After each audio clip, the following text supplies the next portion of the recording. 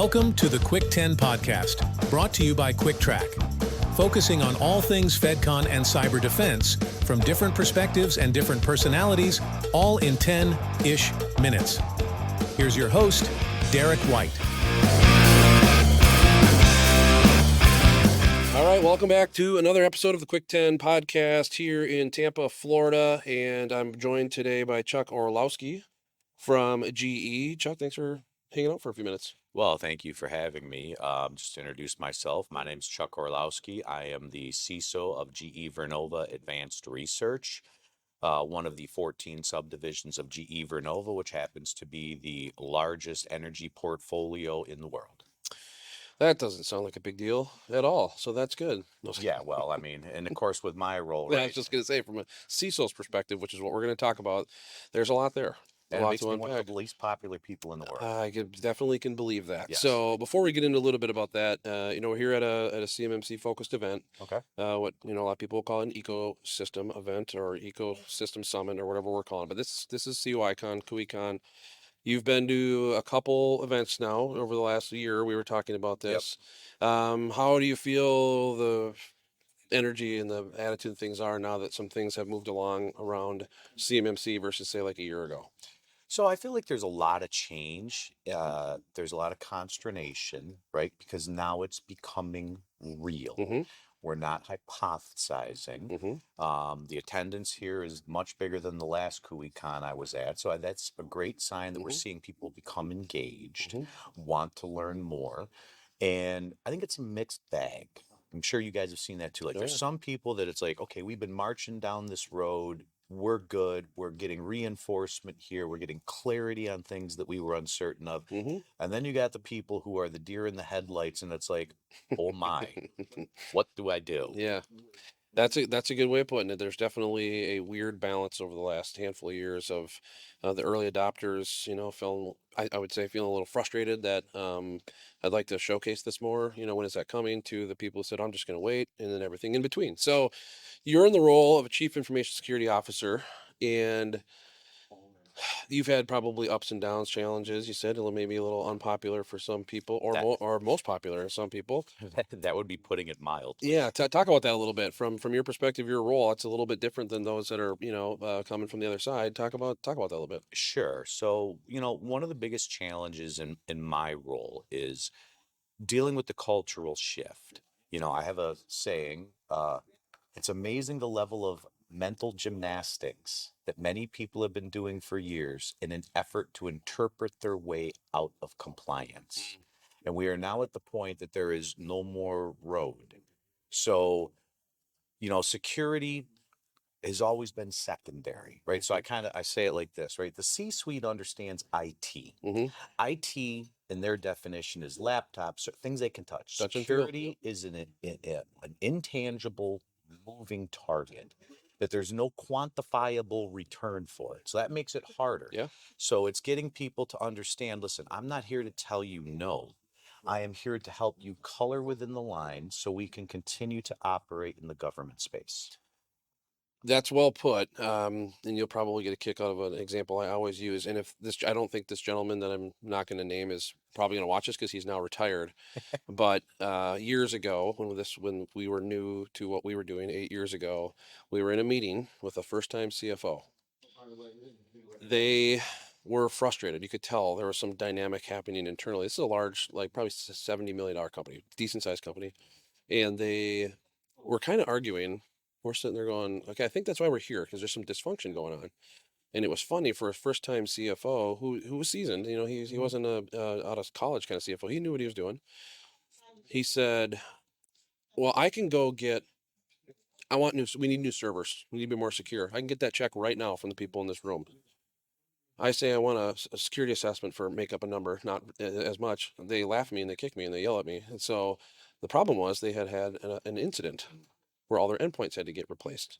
All the things they could touch and feel. They were happy to write those checks, and then they immediately we're more secure now because we have new endpoints, and it's all up to it's like. But however, had you spent that time on security, not just technology, you probably wouldn't be in this position right now. You'd value your return on a security investment, which is a tough thing to get. So thank you for highlighting. That's a huge. Now You're GE, you're a CISO. There's a lot of people in this space, a lot of organizations trying to figure this out that don't have a you. They don't have a Chuck, right? They have a Chuck, but Chuck wears 9 hats, and there's a lot going on. And the reality is, in what is actually my wheelhouse, CMMC is 35% Yeah. DT, IT, and 65% everything else. Yep. And that's the hard part. Yep. I have spent the past year trying to convince leadership that it's like, I can build you your environment, I can put these controls in place, but the majority of this is on you. Yeah.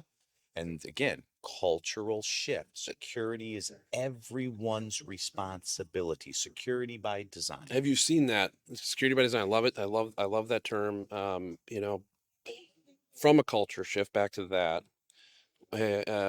Any examples of how you've seen that take a large step forward? Maybe not just because CMMC is more real, but in general, have you seen a positive movement towards the culture being accepted and that shift happening? Are we talking overall or my? I would say overall, from your perspective. I think attendance here and the way I've watched people interact with the vendors, not just passively going Yep. by, I've observed very deep conversations. I think there is more of an awareness. Yep. And I think it's, like a tsunami. It comes in slow and it just builds and builds and builds. It'll be interesting to see what the late summer and fall events like this have. I think we're going to have a lot more people who are very distressed.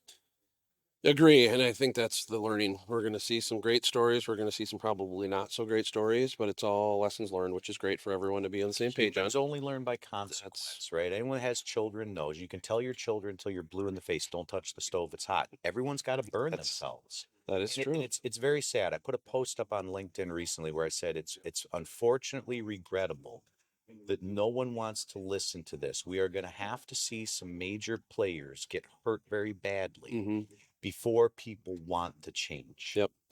Well, and as a company of your size, an organization of your size, that is one of the warning shots that's been kind of sent out as the analogy that I like to use. I got another analogy. Here we go. But is if people who donate blood on a regular basis, right? Yeah. If you get a call that says, "Hey, one of the people that was a recipient of your blood tested positive for something like hepatitis or something," they call you and they say, drops out, and you're like, "Well, it can't be me. I do this every week." And they said, "Well, we know it's probably not you. We can't legally tell you that, but you know what you have to do? Quality control. You have to go in and get tested. Yeah. Then they approve you again." Well, nobody wants to be on the bottom of that list when someone else is in trouble trying to find, we'll call it excuses for now, but like, we better make sure all the way down. That's a really scary moment. We're seeing that the primes are in a different position than they have been, and contracting officers have some more guidance on how to do things and for our supply chain. Yep. And then I was just going to get into, then you have that same flow down responsibility, specifically from a security perspective. Talk about that a little bit.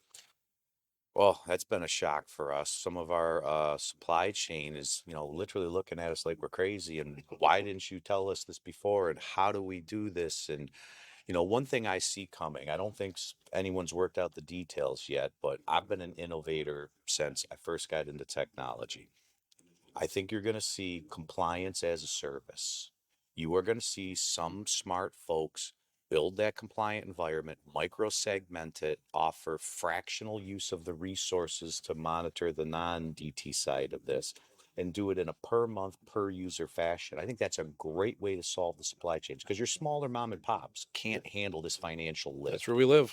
Yeah. We swim, we play in that sandbox every day. That's you're right. And it is a culture though. That's another thing too, that the idea of that for those that understand technology makes a little more sense. But for those who don't, we're so accustomed as humans, right, to maybe immediately not trust what you just heard because you're kind of like, I don't know if I want to do this, but people in your role understand what has to fit you guys, and then down, right? That, and you have a tough job. You have a tough job. So you want another analogy? I do, really bad. Yes. Humans are like water. We will always take the path of least resistance. Atomized into the air, we're almost harmless. Concentrated into a stream, we're the most destructive force on this planet. Oh, that's deep. That should be a T-shirt. Yeah, what's too many words? Well, you don't need a T-shirt with that. No, not with not with my whiskey in a bottle. Oh, that's so it's Friday, so that is true. We've got to have a little color. That is I like that. No, make it fun. So okay, cool.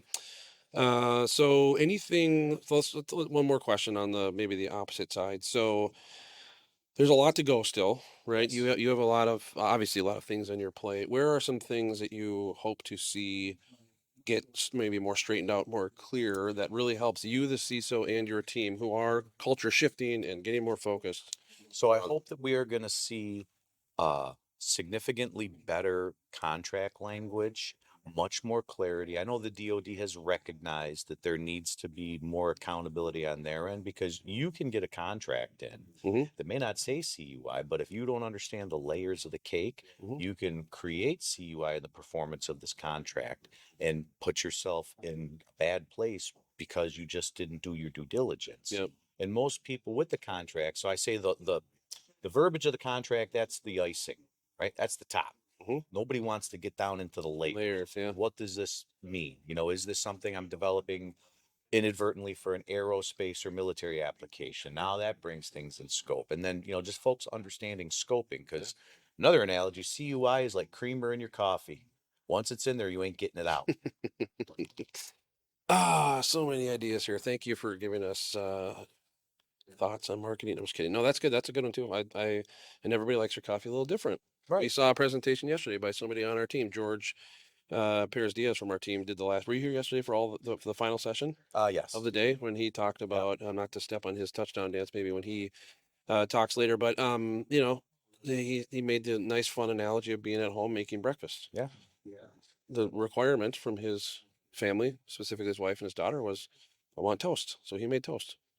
I don't like this toast. It's like requirement says make toast. I made toast. And sorry, George, if I stole that from you, but that's a good, so do you want it buttered? If it's too much butter, and that's, Do you want French toast? do you want Do you French regular toast? dry Yeah, toast? an Butter hour. and That's jelly? Are we putting cinnamon and sugar on your right. buttered toast? Yeah. And so the requirement says make toast. Now, and again, we'll wrap here, but that is you specifically, if you're not a CISO, but even if in that role of who's owning this thing, who's the champion, who is the affirming official going to be for a self-assessment, for example, before you even have a C3PO requirement, has to own that. But you have an accountability push here to keep everybody on the same page. The requirements say what they say. You have to decide for GE and your suppliers, your supply chain, how they do it is a strategy. And you're right, it is getting better. Yep. We are one of many providers here. We all do things a little differently. Some will say competitors, sure, but we're also solving a lot of problems, and there's a lot of problems to be solved. So, yeah, great viewpoints on that. Thank you, Chuck. Baby steps up the mountain. That's good. Yeah, it is. There was supposed to be a crawl, walk, run, Well, right? we can take a saying from the military days: slow is smooth, and smooth is fast. It's And true. most people just need to, think this through. Yeah. One step at a time. Don't rush. You can't do everything at once. You have to, figure out what you can do, and focus. Figure out what you can't do. Excuse me, and focus on what you can do. That's the best way to approach this. Everyone has a part of their business that they know they can do well with this. Get moving with that. And then look for and engage the additional resources that can fill in the gaps where you're lacking. Yeah. Well said. Well said. Well, thank you. I know it's a busy day, and I Thank you for appreciate your you stepping time. aside Awesome here. spending time with you guys. Great to be here. Yeah, yeah. So, are you active in the community on LinkedIn or something? Do you want Yeah, people to find you you somewhere? can find me on LinkedIn. I'm pretty sure it's listed as Charles Orlowski. It's an avatar, sort of looks like me, can't miss me. Like And if you're interested in the energy portfolio, GEVernova.com, we light up the world. I live in the House of Edison, so actually Advanced Research Center. Just one final thing. wow, sweet. One of the greatest parts of my job is every day when I walk past Thomas Edison's original desk. And I stand there for a moment and kind of take it in. And the quote behind it says, I figure out what the world needs and I invent it. Wow, you are full So, of deep cuts today. This is great. well, I mean, it's That's good. inspiring. That is. That's And awesome. I've been to, We so could do that. we're just outside of Albany. Next to it is Schenectady, which is the original manufacturing Okay. plant Yeah. where the original light bulb is. Really. And to, just to see this history, right? And understand where we came from, right? So my business unit has always been known as the innovation engine of GE. So it is inspiring to go in there, and it's why I kind of taken this approach. It's like, I'm going to figure a way out of this. What would Edison do? Nice. I like that. Another T-shirt. Yeah, Well, there probably we can't go. use that. You probably get in trouble. Yeah, for that, but- it's copyright or yeah, yeah, something. yeah. Someone would get That's in good. trouble. Well, thank you, Chuck. I really do appreciate the time. Enjoy the rest of the conference, and then we'll sync up sometime in the future and see how things are going. Awesome. Sounds great. Thank you. Thank you. Thank you for listening to this episode, and make sure to subscribe to the Quick 10 podcast wherever you get your podcasts, and check us out on YouTube as well. For more information about Cuick Trac, visit our website at www.cuicktrac.com. That's CUICKTRAC.com.